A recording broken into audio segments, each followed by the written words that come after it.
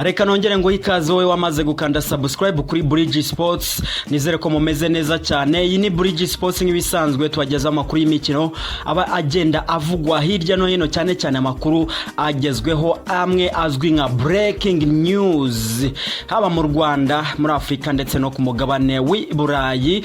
Wowe rero wamaze gukanda subscribe, nizere ko amakuru agenda kugeraho mu bambere, ndetse nawe utarakora subscribe iki nicyo giye kugira ngo tugendane nawe ayo makuru masha breaking news zigeze kugeraho wimereye neza aho wibereye hose, uje ubu uwa mbere mu kuyabona, mu kuyakubita ijisho. Muri kano kanya rero bazaniye amakuru akomeje kugenda avugwa mu ikipe ya Rayon Sport. Nimwe mu mayikipe ameze neza cyane, basi nimwe mu mayikipe ahagaze neza kugeza ubu ngubu muri shampiyona y'ikiciro cya mbere hano mu Rwanda.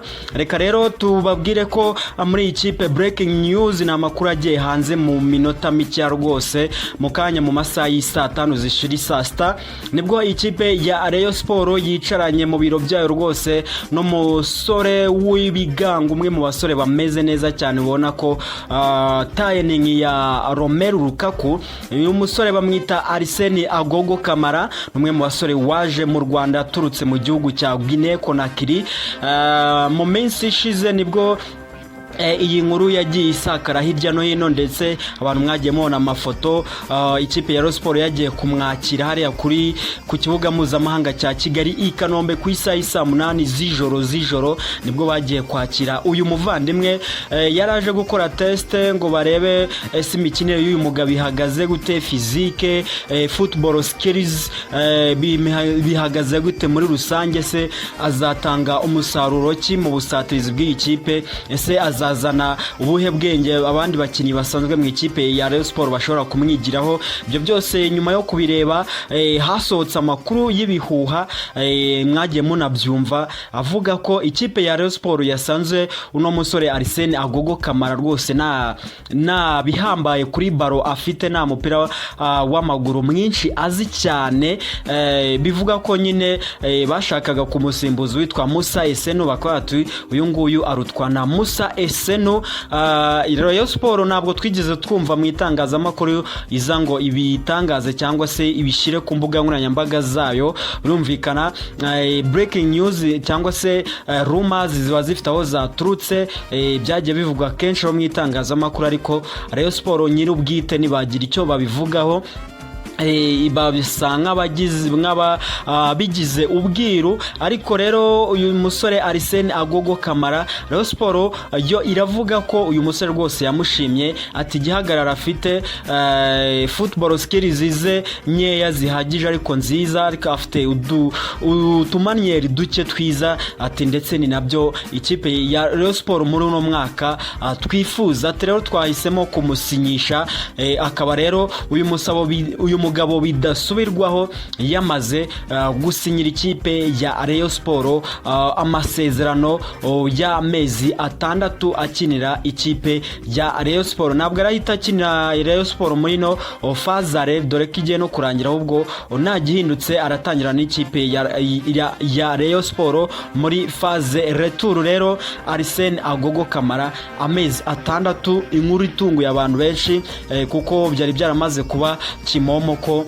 uyu musore yaba yarasezerewe ndetse yamaze no gusubira mu gihugu cya Guinea Conakry. Ariko mu mafoto murabibona neza Uwayezu Jean Fidel ari kumwe n'uyu musore, ni jezi yabo nziza cyane rwose, bamaze gutereka umukono ku masezerano amezi 6 ashobora kongerwa bitewe n'uburyo uyu musore azagenda yitwara mu ikipe ya Rayon Sport, ukagenda arushaho gutanga umusaruro. Nuko aya mezi 6 ashobora kuba yakongerwa, uyu musore akaguma mu ikipe ya Rayon Sport. Ni Rayon Sport rero muri iyi minsi ifite ikintu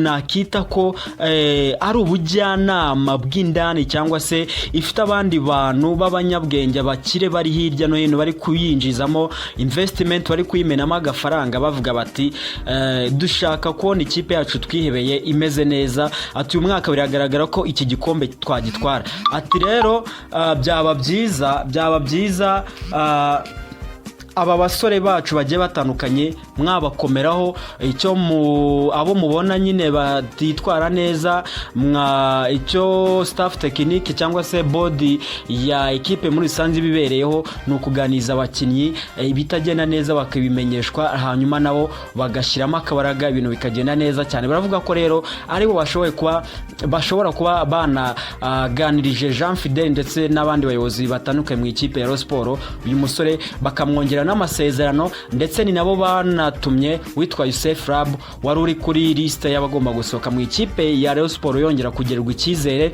akaba arimo arakina muri minsi kuva ku mukino wa Bugesera yitwaye neza, ku mukino w'ejo batsinzemo Maz United yitwaye neza. Bati rero abantu bamwe mu bakinnyi tugomba gucungiraho, dore ko no mu kwezi kwa mbere bazaba bafite witwa Richard Kirongozi Bazombwa, nawe agomba kuba abarizwa mu ikipe ya Rayon Sport. Ikipe kandi ya Rayon Sport yatangiye ibiganiro byo kongera amasezerano na rutahizamu umunya Uganda bamwita Musa Esenu Tayari, kugeza ubu akaba akurikira Heritse Nzinga Ruvumbu ufite ibitego byinshi mu ikipe ya Rayon Sport gikundiro muri championnat, aho igeze ubu ngubu ku munsi wayo wa 13. Ngayo nguko mu ikipe ya Rayon Sport izo zari breaking news. Witwa Agogo Camara ku mezi 6 asinye ikipe ya Rayon Sport mu buryo butunguye abantu benshi.